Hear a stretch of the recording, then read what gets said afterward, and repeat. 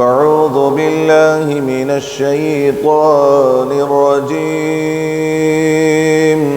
بسم اللہ الرحمن الرحیم لا اقسم بهذا البلد وانت حل بهذا البلد صدق اللہ العظیم وصدق رسوله النبي الأمين الكريم ونحن على ذلك لمن الشاهدين والشاكرين والحمد لله رب العالمين۔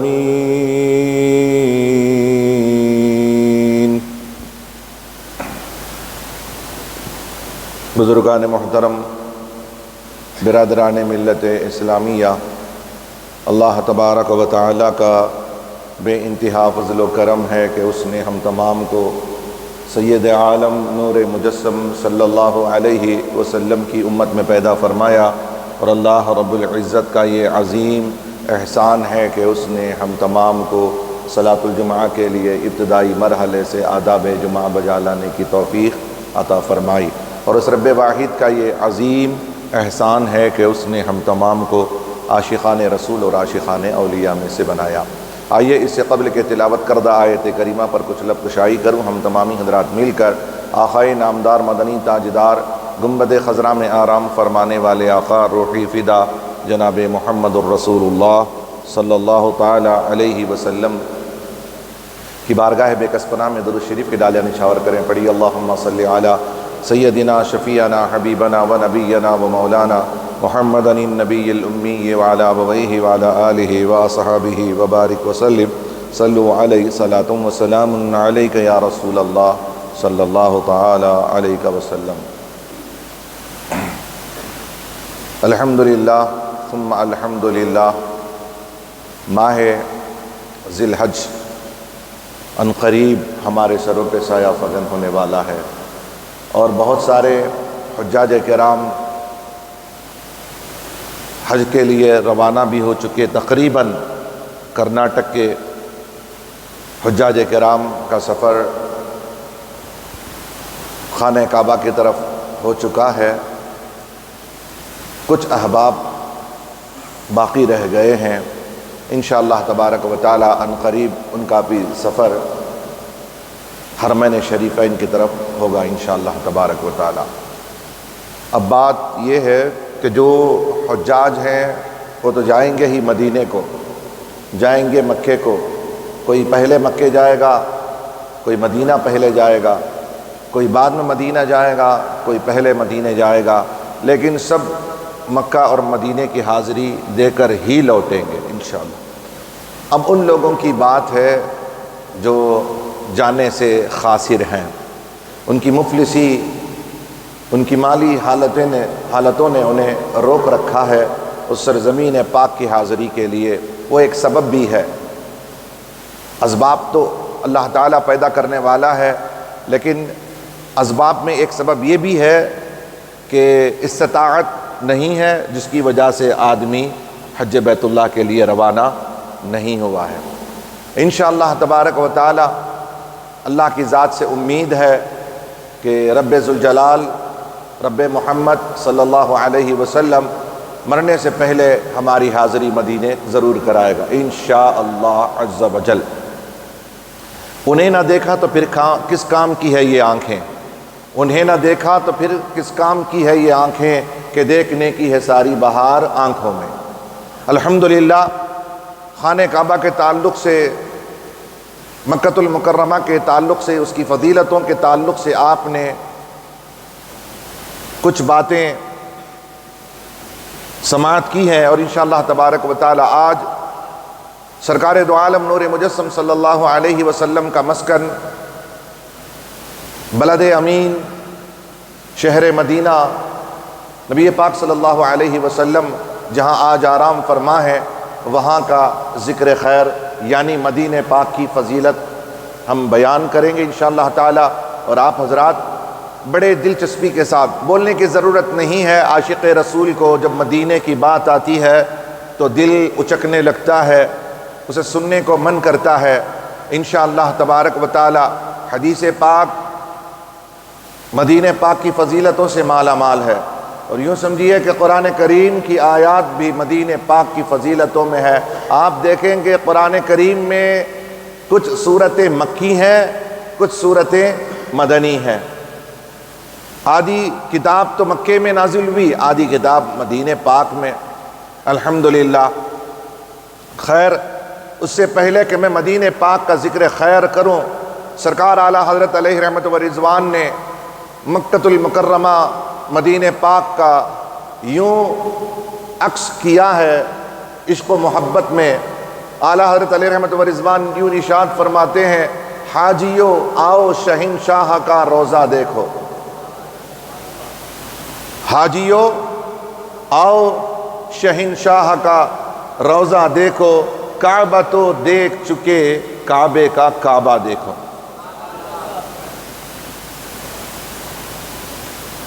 ہم اہل سنت والجماعت کی بات کر رہے ہیں، ہم ایمان صحابہ کی بات کر رہے ہیں، عقیدہ صحابہ کی گفتگو کر رہے ہیں۔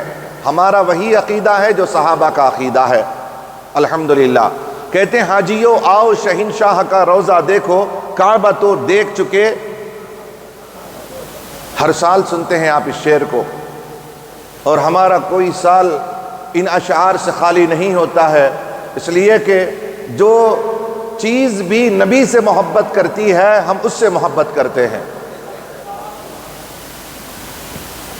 اگر کسی چمڑے نے نبی پاک صلی اللہ علیہ وسلم کے تلوے مبارک سے اگر اپنی نسبت قائم کر لیتا ہے تو الحمدللہ ہمارا یہ عقیدہ ہے کہ اگر اس نقش کو بھی اگر ہم اپنے گھر میں رکھتے ہیں تو اس کے برکت اللہ تعالی ہمیں عطا فرماتا ہے، یہ ہمارا عقیدہ ہے۔ اعلیٰ حضرت علیہ رحمہ کہتے ہیں حاجیو آؤ شہنشاہ کا روزہ دیکھو، کعبہ تو دیکھ چکے کعبے کا کعبہ دیکھو۔ اور کہتے ہیں رکن شامی سے مٹی وحشت شام غربت، اب مدینے کو چلو صبح دلارا دیکھو۔ اب آگے اعلیٰ حضرت علیہ رحمت و رضوان ارشاد فرماتے ہیں، ایک ایک چیز مکہ کی بیان کرتے ہیں اور اسی کے ساتھ سرکار دو عالم صلی اللہ علیہ وسلم سے جس چیز کو نسبت ہے اس کا بیان کرتے ہیں۔ کہتے ہیں آب زمزم تو پیا خوب بجھائی پیاسے، حاجیو آب زمزم تو پیا خوب بجھائی پیاسے، آؤ جود شہ کوثر کا بھی دریا دیکھو، آؤ جود شہ کوثر کا بھی دریا دیکھو، زیر میزاب ملے خوب کرم کے چھینٹے۔ میزاب رحمت جہاں کعبۃ اللہ کے چھت سے گرتا ہوا پانی جس سے نکلتا ہے وہ میزاب رحمت ہے، وہاں سے جو پانی گرتا ہے اس میں لوگ نہاتے ہیں، اس کے چھینٹے اپنے اوپر لیتے ہیں۔ اعلیٰ حضرت فرماتے ہیں کہ زیر میزاب ملے خوب کرم کے چھینٹے، ابر رحمت کا یہاں روز برس نہ دیکھو۔ زیر میزاب کب پڑتا ہے پانی؟ وہاں سے میزاب رحمت سے کب پڑتا ہے پانی؟ بتائیے، بولیے نا بھائی۔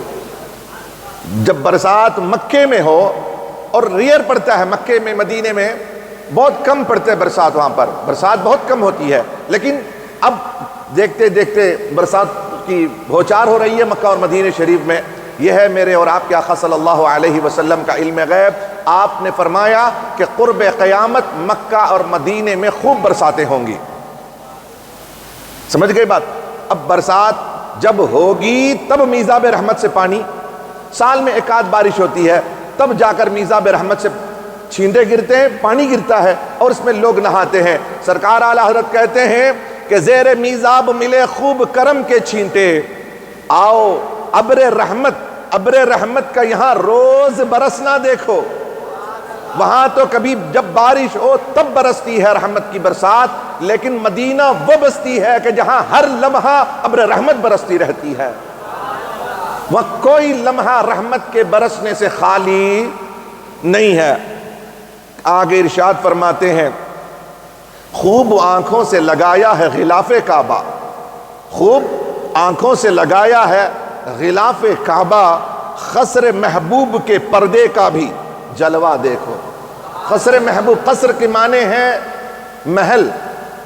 سرکار دو عالم صلی اللہ علیہ وسلم کے شاعر کو آپ فرماتے ہیں قصر محبوب کے پردے کا بھی جلوہ دیکھو۔ سرکار دو عالم نور مجسم صلی اللہ علیہ وسلم کہ روضے پاک کے ارد گرد جو پردے لگائے گئے ہیں، آپ کہتے ہیں قصر محبوب کے پردے کا بھی جلوہ دیکھو۔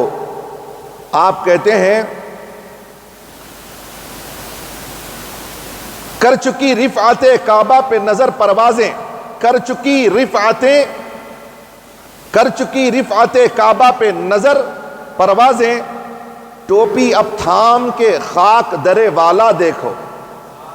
خاک سرکار اعلیٰ حضرت علیہ رحمہ فرماتے ہیں کر چکی رفعت کعبہ، کعبہ کی عظمت و رفعت کو تو آپ نے سنا ہے، دیکھا ہے، لیکن اب وہ لوگ جو اپنے سروں پر سجا کے رکھتے ہیں، بادشاہ اپنے تاجوں کو کہتے ہیں کہ ٹوپی اب تھام کے خاک درے والا دیکھو۔ حضور اکرم صلی اللہ علیہ وسلم کے گنبد خضرا اور وہاں کے ذرے ذرے کے مقام و مرتبے اتنے اونچے اور بلند ہیں کہ تم سر اٹھاؤ گے تمہاری ٹوپیاں گر جائیں گی، تمہارے امامے گر جائیں گے، تمہاری تاجیں گر جائیں گی۔ اس قدر رفعت کعبہ سے بڑھ کر مدینہ پاک کے خاروں کا مقام و مرتبہ ہے۔ اعلیٰ حضرت فرماتے ہیں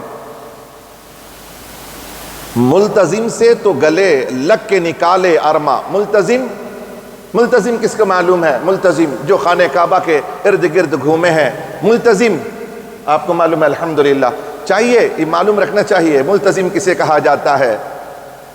خانہ کعبہ کے دروازے اور حجر اسود کے درمیان جو حصہ ہے وہ ملتزم ہے، اور سرکار دو عالم صلی اللہ علیہ وسلم ارشاد فرماتے ہیں کہ وہاں دعا زبان سے نکلنے کی دیر ہے اللہ قبول فرما لیتا ہے۔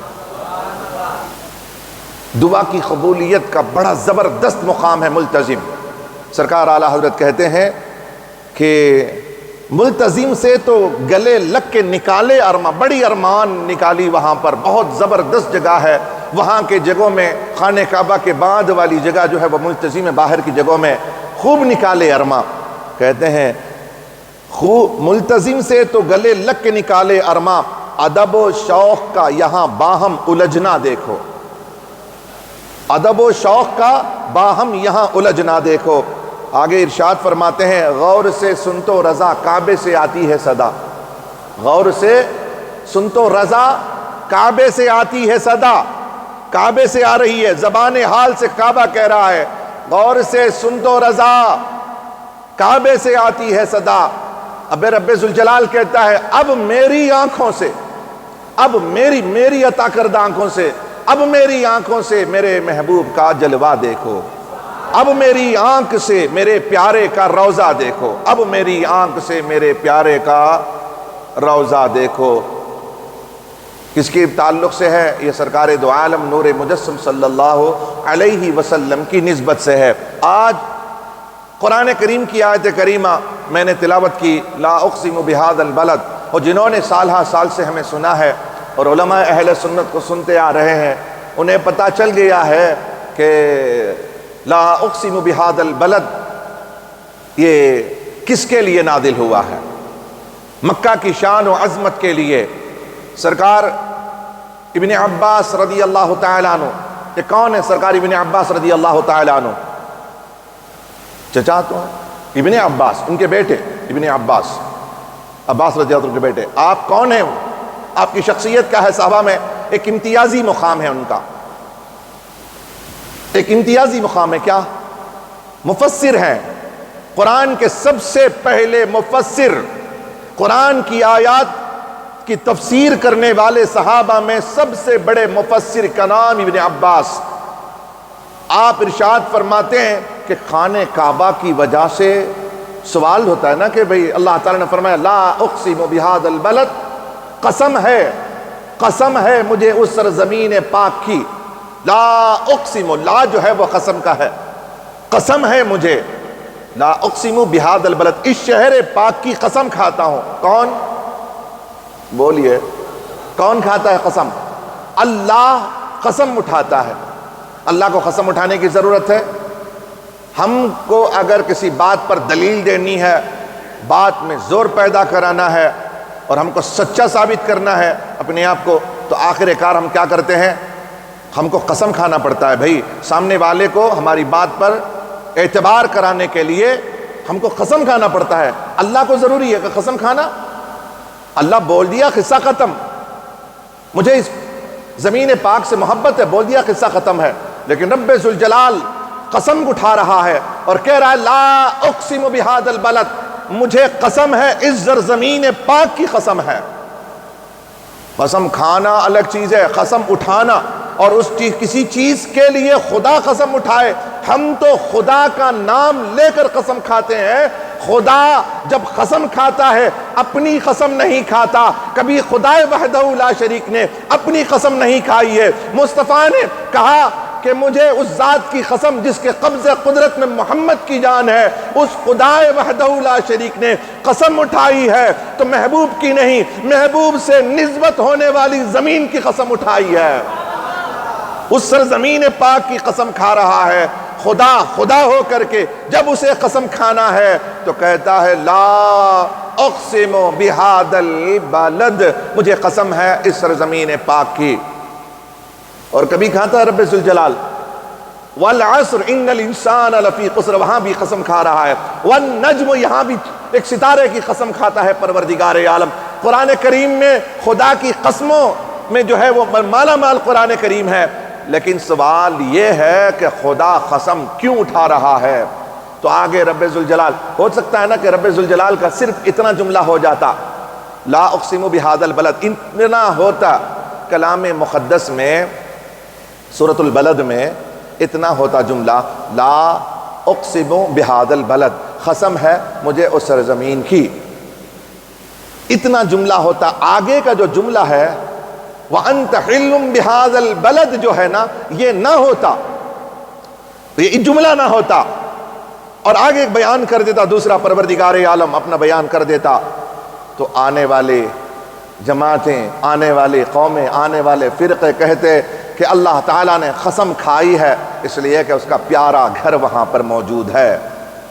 ہو سکتا کہ لوگ کہتے کہ یہاں ابراہیم خلیل اللہ کے قدموں کے نشان ہیں، اس لیے اللہ تعالیٰ نے قسم کھائی ہے، اور اللہ تعالیٰ نے اس لیے قسم اٹھائی ہے اس لیے کہ ان الصفا والمروۃ من شعائر اللہ کہا ہے، اس لیے کہا ہوگا کہ ان اول بیت وضع للناس للذی ببکۃ مبارکہ، اس لیے اللہ تعالیٰ نے قسم کھائی ہوگی۔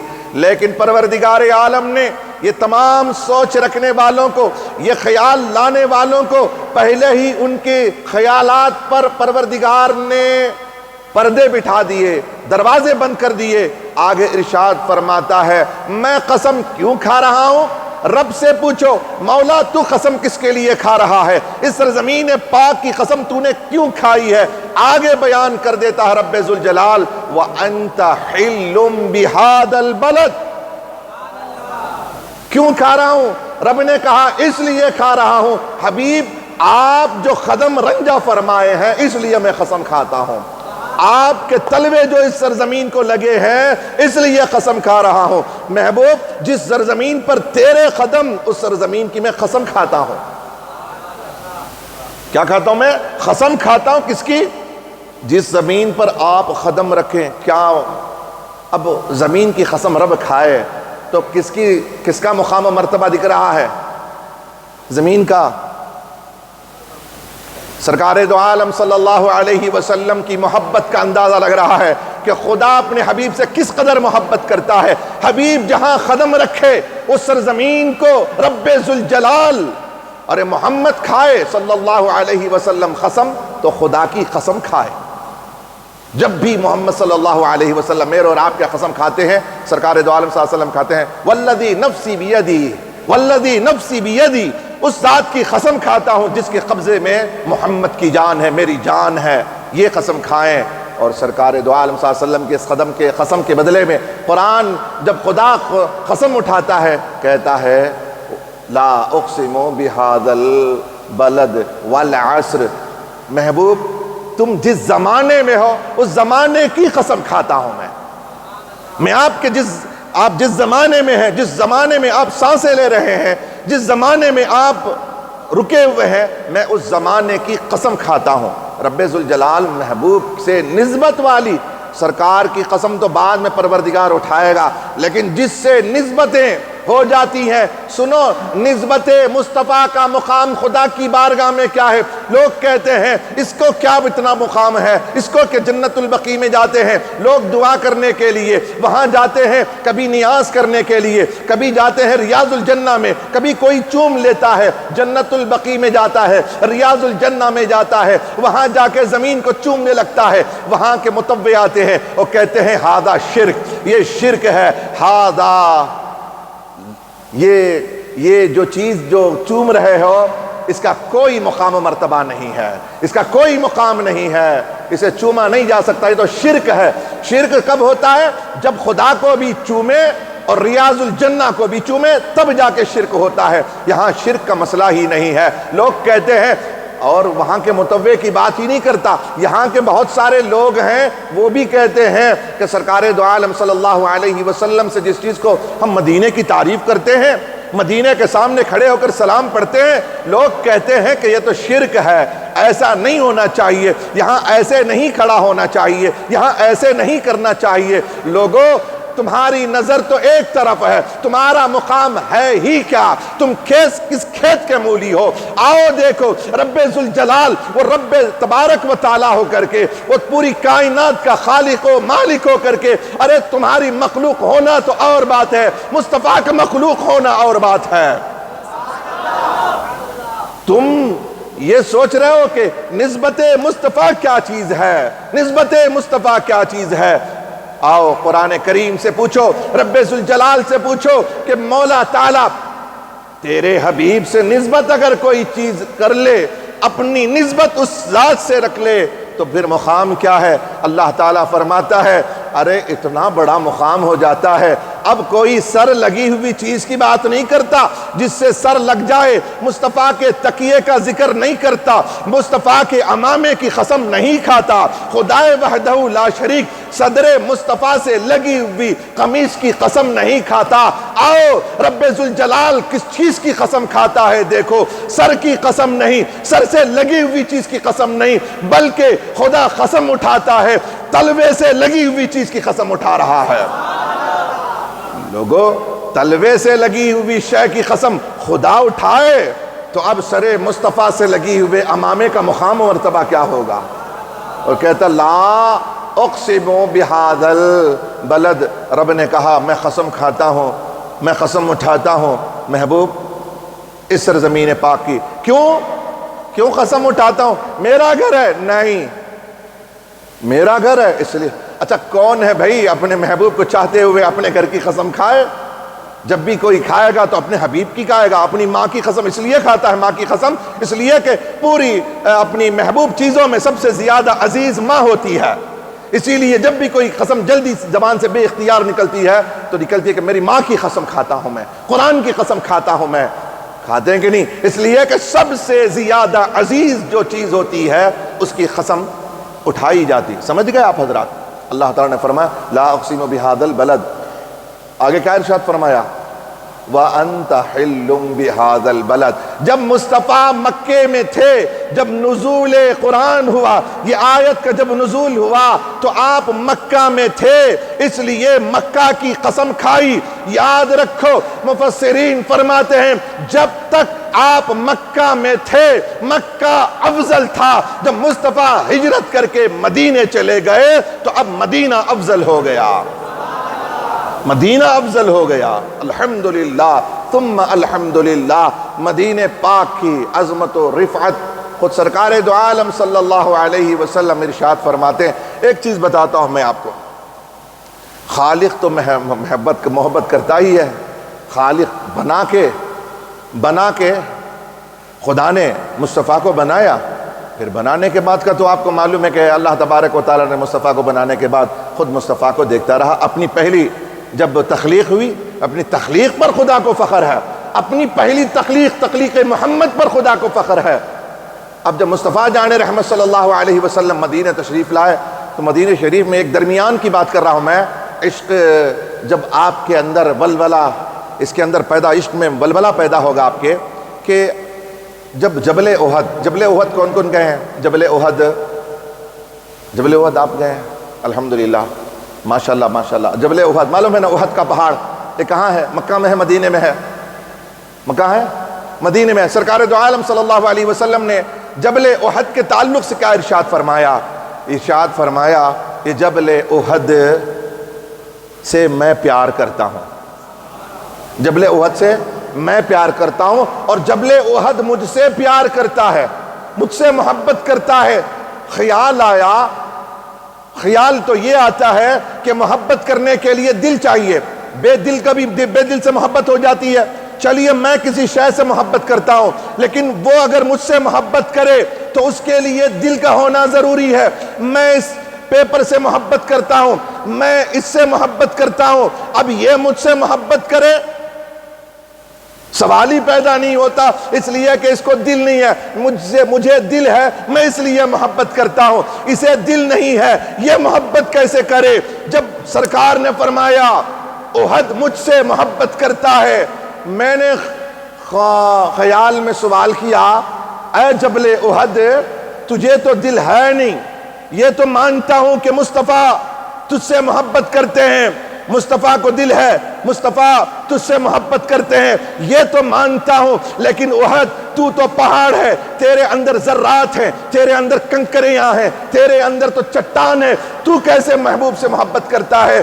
تو اس نے اپنی محبت والی زبان کھولی، کہا حسان سن، اس لیے کہ دنیا والے اگر محبت کرتے ہیں، دنیا والے محبت کرتے ہیں تو انہیں دل کی ضرورت پڑتی ہے، لیکن جب بے جان چیز کو، اگر بے جان چیز کسی سے محبت کرتی ہے تو اس لیے اسے دل کی ضرورت نہیں، حسن مصطفیٰ کی ضرورت ہوتی ہے، چہرہ والضحیٰ کی ضرورت ہوتی ہے۔ جب چہرہ والضحیٰ سامنے آ جائے، چیز کو دل ہو یا نہ ہو، وہ اس سے محبت کرنے لگ جاتی ہے۔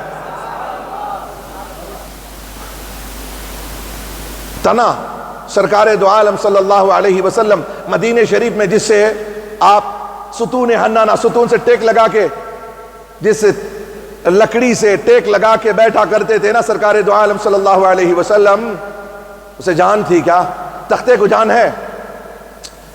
جان ہے نہیں ہے؟ بولو بھائی، پیچھے والے بھی بولے نا، یہ حضور کی محبت کی بات ہے، یہ گواہی دیں آپ کہ تنا کو کبھی جان ہوتی ہے؟ تنا کو دل ہوتا ہے؟ درخت کو دل ہوتا ہے؟ لکڑی کو دل ہوتی ہے؟ نہیں۔ جب سرکار دو عالم صلی اللہ علیہ وسلم جب تنے سے ٹیک لگا کے بیٹھا کرتے تھے، اور آپ نے ایک دن اس کو دور کر دیا، ہٹا کر کے اس کی جگہ پر ایک ممبر لا کے رکھ دیا گیا، تو سرکار دو عالم صلی اللہ علیہ وسلم مسجد نبوی میں ہے، رونے کی آواز آ رہی ہے، رونے کی آواز آ رہی ہے۔ یہ کیا بات ہے کہ رونے کی آواز مسجد نبوی میں؟ کسی صحابی کو روتے ہوئے نہیں دیکھا۔ صحابی نے عرض کی، یا رسول اللہ صلی اللہ علیہ وسلم، یہ کون سی شے ہے؟ ایک صحابی کو بھی تو روتے ہوئے نہیں دیکھ رہے، آخر وہ کون ہے جو رو رہا ہے؟ سرکار دو عالم نور مجسم صلی اللہ علیہ وسلم نے ارشاد فرمایا، یہ جو ستون حنانہ ہے، جس کو میں نے اپنے سے دور کیا ہے، وہ رو رہا ہے۔ سرکار دو عالم صلی اللہ علیہ وسلم سے صحابہ نے عرض کیا، یا رسول اللہ بتائیں تو صحیح اس کے رونے کا سبب کیا ہے؟ تو اس ستون حنانہ کے تعلق سے مصطفیٰ ارشاد فرماتے ہیں، وجہ یہ ہے کہ میں اس سے ٹیک لگا کے بیٹھا کرتا تھا، اب وہ نسبت ختم ہو گئی ہے، وہ اس وجہ سے ستون حنانہ رو رہا ہے۔ اب اس کو کیسے محبت ہو گئی؟ بے جان چیز کو مصطفیٰ سے کیسے محبت ہو گئی؟ بس ایک ہی بات ہے، وہ بھی ستون حنانہ ایک ہی جواب دیتا ہے، ارے یاد رکھو، محبت کے لیے دل کی ضرورت نہیں ہے، دل کے لیے چہرہ مصطفیٰ کی ضرورت ہے، وہ چہرہ شمس الضحیٰ والی ضرورت ہے، چہرہ شمس الضحیٰ سرکار دو عالم صلی اللہ علیہ وسلم کی وہ کالی کالی زلفوں والے چہرے کی ضرورت ہے۔ اگر مصطفیٰ سامنے ہو تو بے جان چیز کو جان آ جاتی ہے، بے جان چیز کو جان آ جاتی ہے، بے جان تھی، مصطفیٰ ہاتھ لگاتے ہیں جان آ جاتی ہے۔ اب سنیے، سرکار دو عالم صلی اللہ علیہ وسلم مکہ سے ہجرت مدینے کی طرف کر رہے ہیں۔ سرکار دو عالم صلی اللہ علیہ وسلم جب مدینے شریف تشریف لے جاتے ہیں، دعا فرماتے ہیں، یا اللہ مکہ کو تو نے بڑی برکتوں والا بنایا، بڑی برکتوں والا بنایا ہے، میں مانتا ہوں، لیکن مولا اب مکہ سے دو گنا برکتیں مدینے میں عطا فرما، مدینے میں دو گنی برکت عطا فرما۔ مولا یہاں جتنی رحمتیں برستی ہیں اس سے بڑھ کر دو گنی برکتیں وہاں پر نازل ہوں۔ کہاں؟ مدینے میں۔ اور یاد رکھو سرکار دو عالم صلی اللہ علیہ وسلم جب مدینہ تشریف لے گئے، آپ کے قدم رکھنے کی دیر ہے، آپ کو قدم رکھنے کی دیر ہے۔ دو چیزیں میں آپ کو بتانے جا رہا ہوں، دو وجہ ہیں سرکار دو عالم صلی اللہ علیہ وسلم کے قدم رکھنے پر دو چیزوں کی تبدیلی ہوئی ہے۔ سرکار دو عالم صلی اللہ علیہ وسلم سے پہلے انبیاء سابقین، ان کی امتوں پر بھی نمازیں فرض تھی نا۔ نمازیں کہاں پڑھا کرتے تھے؟ اچھا یہ بتاؤ نا، یہ بنی اسرائیل ہے، مسجد اقصی کے علاوہ بھی کوئی مسجد تھی ہے؟ بنی اسرائیل کے زمانے میں مسجد اقصی، اب مسجد اقصی ہے کہ نہیں فلسطین میں؟ اس کے علاوہ کوئی مسجد ہے؟ نہیں ہے۔ نمازیں کہاں پڑھا کرتے تھے؟ سفر بھی کرتے تھے، تجارتیں بھی کرتے تھے، لیکن حکم یہ تھا کہ جہاں نبی مسجد کے لیے کہہ دیں، جگہ مقرر کر دے، متعین کر دے، وہیں آ کے نماز پڑھے۔ ہو گئی نا بات؟ وہیں آ کے نماز پڑھا کرتے تھے۔ نبی پاک صلی اللہ علیہ وسلم سے ایک دن اماں عائشہ صدیقہ رضی اللہ تعالی عنہا نے عرض کی، یا رسول اللہ، پچھلے انبیاء کی امتوں کے لیے مسجدیں وہ ہوا کرتی تھی، سجدہ گاہ وہ ہوا کرتی تھی جہاں انبیاء نشاندہی کر دیں، دائرہ کھینچ دیں، وہیں آ کے نماز پڑھیں تو نماز ہوگی۔ یا رسول اللہ، اب تو میں دیکھ رہی ہوں جو جہاں چاہتا ہے وہاں نماز پڑھتا ہے، جنگل میں ہے نماز کا وقت ہو گیا، جنگل میں نماز پڑھ رہا ہے، شہر میں ہے شہر میں نماز پڑھ رہا ہے، قریے میں ہے قریے میں نماز پڑھ رہا ہے، بازار میں ہے بازار میں نماز پڑھ رہا ہے، مسجد قریب ہے نماز کے لیے چلا گیا تو وہ نماز وہاں پڑھ لیا۔ یا رسول اللہ، پچھلے انبیاء کی امتوں کے لیے یہ حکم تو نہیں تھا، تو مصطفیٰ جان رحمت صلی اللہ علیہ وسلم نے مسکرا کر ارشاد فرمایا، سنو عائشہ، وجہ یہ ہے کہ میں نے جب زمین پر قدم رکھا، جب میں اس زمین پر تشریف لایا، میں جب اپنی پیشانی کو پیدا ہونے کے بعد میں نے جب زمین پر اپنی پیشانی کو رکھا تو خدائے وحدہ لا شریک نے اعلان کرا دیا، اے فرشتوں اعلان کر دو، میرے مصطفیٰ نے زمین کو یہ عظمت و رفعت عطا کر دی ہے کہ اس نے اپنی پیشانی کو زمین پر لگا دی۔ اب پوری میری زمین کو مصطفیٰ کی پیشانی کی برکت سے پاک کرتا ہوں۔ مصطفیٰ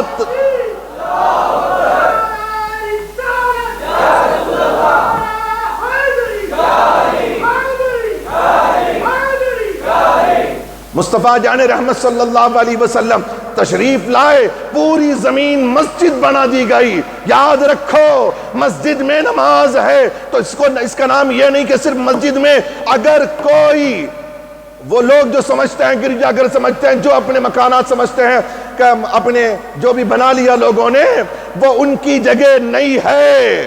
اگر وہاں کوئی بت بٹھا دے تو وہ مندر نہیں بن جاتی۔ خدا کی عزت کی قسم، اگر وہاں جا کے کوئی نماز پڑھ لے اس کی بھی نماز ہو جاتی ہے۔ یہ بت رکھنے سے ناپاک نہیں، میرے مصطفیٰ کی پیشانی کی وجہ سے پاک ہو چکا ہے۔ سمجھ گئے آپ؟ یہ تو پاک ہو گیا۔ جب مصطفیٰ جان رحمت صلی اللہ علیہ وسلم مدینہ تشریف لاتے ہیں، مدینہ تشریف لانے سے پہلے لوگوں نے کہا کہ یا رسول اللہ، یہ یثرب ہے۔ یثرب ہے، کیا ہے یثرب؟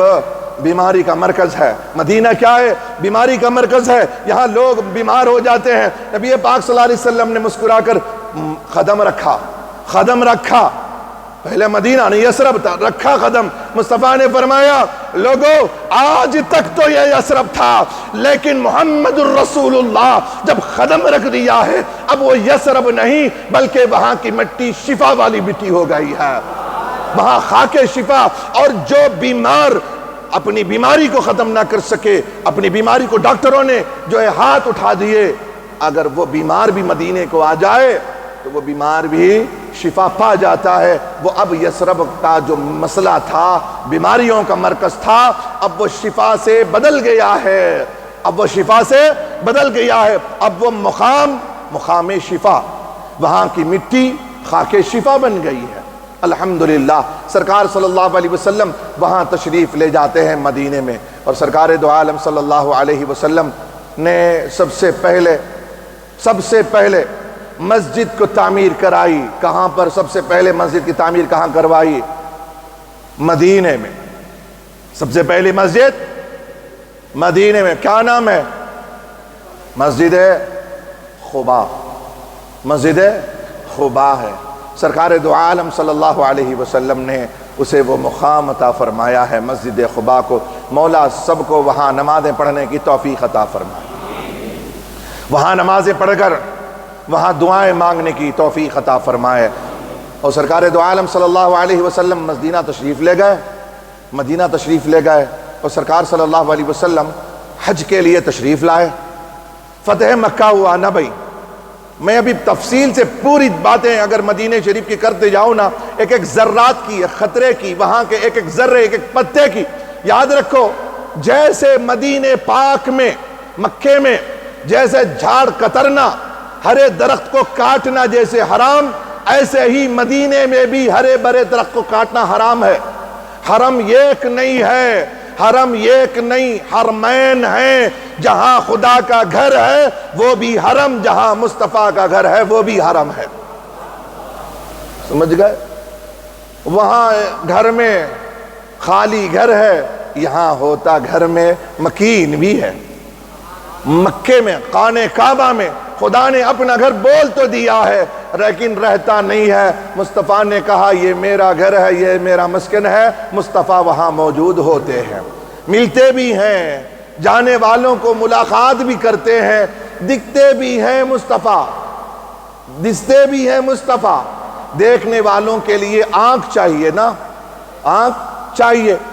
اب دیکھیے نا کہ بھائی مصطفیٰ جان رحمت صلی اللہ علیہ وسلم مکہ افضل تھا، لیکن جب مدینہ ہجرت کر کے گئے، ابو بکر افضل البشر بعد الانبیاء، ابو بکر تم تو مکہ میں رہ جاتے، کہا نہیں ایمان گیا ہے میں بھی چلا جاتا ہوں، ایمان چھوڑ کے میں کیسے رہوں؟ ابو بکر تم بھی چلے گئے، پیچھے پیچھے مصطفیٰ کہاں؟ وہاں ابو بکر چلے گئے۔ افضل البشر بعد الانبیاء، وہاں بتا رہے ہیں کہ اگر جانا ہی ہے تو جہاں مصطفیٰ جائیں وہاں چلے جاؤ۔ ہو گیا، ابو بکر چلے گئے۔ عمر میں کہاں ٹکتا ہوں، میں بھی مدینے، عثمان مدینے میں، علی مدینے میں، سب مدینے روانہ ہو گئے۔ اب آگے سنیے حدیث پاک ہے، اب اس حدیث کے بعد میں اپنی بات کو ختم کرنے جا رہا ہوں انشاءاللہ تبارک و تعالی۔ آئندہ جمعہ جو ہے وہ قربانیوں کا مسئلہ ہے، قربانی کی انشاءاللہ تعالی گفتگو شروع کریں گے۔ مدینہ پاک کی آج فضیلت بیان کر دیتا ہوں، سن لیجئے۔ سرکار صلی اللہ علیہ وسلم، مدینہ کتنا افضل مقام ہے، مدینہ کو کتنی سیکیورٹی ہے۔ یہ اہل یہود، اہل سعود، یہ اہل سعود جو اہل یہود ہیں، ان کا یہ خیال ہے کہ مکہ اور مدینہ کی حفاظت یہ یہودیوں کی آرمی کو بلا کر کے کریں گے۔ ارے خدا کی قسم، مصطفیٰ نے فرمایا کہ مدینہ وہ شہر ہے کہ قیامت تک کبھی وبا بھی مدینہ کو نہیں داخل ہو سکتی۔ وبا تو وبا، ارے دجال پوری دنیا کی سیر کر لے گا، مکہ میں بھی چلا جائے گا لیکن مدینہ کو آ نہیں سکتا ہے۔ اور کس نے یہ سیکیورٹی لگائی؟ خدا وحدہ لا شریک نے۔ مدینہ کے اطراف فرشتوں کو پیرا دے دیا ہے۔ اللہ نے کہا یہ دجال پوری دنیا تو سیر کر سکتا ہے لیکن میرے مصطفیٰ کے شہر میں داخل نہیں ہو سکتا۔ داخل ہو سکتا ہے، ایک داخل ہو سکتا ہے، وہ کیا ہے؟ سرکار نے فرمایا پوری دنیا سے سمٹ کر کے مدینہ، پوری دنیا سے سمٹ کر ایمان مکہ میں چلا جائے گا۔ جب مکہ بھی جو ہے سیف نہیں ہوگا، جب مکہ بھی سیف نہیں ہوگا، مصطفیٰ نے کہا جیسے سانپ پوری دنیا پھر پھرا کے اپنے بل کے اندر چلا جاتا ہے، ایسے ہی آقا نے فرمایا ایمان ادھر ادھر گھومتے مکہ آئے گا اور آخر کار ایمان مدینے میں آ کر پناہ لے گا۔ ایمان کو پناہ کہاں ملے گا؟ سرکار فرماتے ہیں میرا کہنا نہیں ہے، یہ میری بات نہیں، مصطفیٰ نے ایمان کے تعلق سے لوگوں، ایمان کا دعویٰ کرنے والوں، ایمان تمہارے اندر ہوتا ہے، تم نے سمجھا قرآن پڑھ لوں ایمان ہو جائے گا، روزہ رکھ لوں ایمان آ جائے گا۔ ارے مصطفیٰ فرماتے ہیں ایمان کہاں جگہ پاتا ہے، ایمان کہاں پناہ مانگتا ہے، ایمان کہاں پناہ چاہتا ہے اور کہاں پناہ ملتا ہے۔ آقا نے فرمایا پوری دنیا سے سمٹ کر کے وہ آئے گا مکے میں، اور مکے میں بھی اسے سیف نظر نہیں آئے گا کہ میں سیف نہیں ہوں، تو مکہ سے نکل کر ایمان مدینے میں آ کے سیف ہو جائے گا، وہ پناہ لے گا۔ مصطفیٰ کا شہر ایمان کو پناہ دینے کی جگہ ہے۔ آقا نے فرمایا جس کو طاقت ہو مرنے کی مدینے میں، وہ میرے مدینے میں آ کے مر جائے۔ آمین آمین۔ ہمیں بھی موت مدینے میں عطا فرمائے، ایمان پہ دے موت مدینے کی گلی میں، ایمان پہ دے موت مدینے کی گلی میں، مدفن کو مدینہ میرے اللہ بنا دے، دیتا ہوں تجھے واسطہ میں پیارے نبی کا، امت کو خدایا راہ سنت پہ چلا دے۔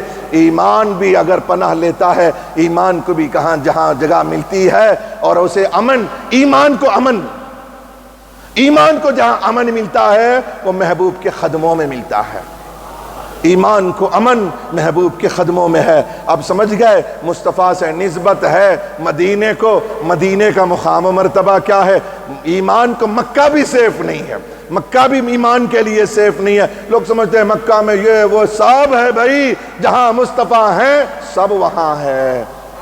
اور تو یہ بات ہے، سب کو اقرار ہے، وقت کا تقاضا بھی ہے، لیکن کیا کروں، کہنا ہی پڑتا ہے کہ جنت کے متلاشیوں ضرور تمہیں جنت ملے گی۔ مکہ میں جا کے بھیک مانگو اللہ سے، اللہ کہے گا کہ ضرور دوں گا، پہلے مر کے آ پھر جنت دوں گا۔ لیکن جب مصطفیٰ کے در پر آ کر کے اگر سوال کرتا ہے کوئی سوالی، یا رسول اللہ خدا کا واسطہ مجھے جنت عطا کریں، مصطفیٰ یہ نہیں کہتے کہ میرے امتی پہلے مر بعد میں دوں گا، نہیں، ارے آجا میرے مسجد میں، یہی جنت ہے۔ خود ارشاد فرماتے ہیں ما بین بیتی و منبری، ما بین بیتی و منبری روضۃ من ریاض الجنہ۔ میرے قدم جہاں لگے، مصطفیٰ کہہ رہے ہیں میرے قدم منبر سے گھر، گھر سے منبر، منبر سے گھر، گھر سے منبر، آنا جانا مصطفیٰ کا آنا جانا۔ 10 سال مصطفیٰ آئے گئے۔ اب مصطفیٰ نے فرمایا بعد میں مرنے کے بعد جنت دیکھنا، جنت میں داخل ہونا تو وہ بات کا قصہ کسی اور جگہ کا ہے، لیکن سب کو ادھار ملے گی مکہ میں جنت، مدینے میں ادھار نہیں، نقد ملے گی جنت، نقد ملے گی جنت۔ مسجد نبوی آجا، میرے گھر میرے منبر کے درمیان کا جو حصہ ہے وہ جنت کا ٹکڑا ہے، روضۃ من ریاض الجنہ، اور کما قال علیہ السلام۔ سمجھ گئے مدینہ ہے، خدایا دکھا دے وہ مدینہ کیسی بستی ہے، خدایا دکھا دے وہ مدینہ کیسی بستی ہے جہاں دن رات تیری رحمت برستی ہے۔ حاجیو آؤ شہید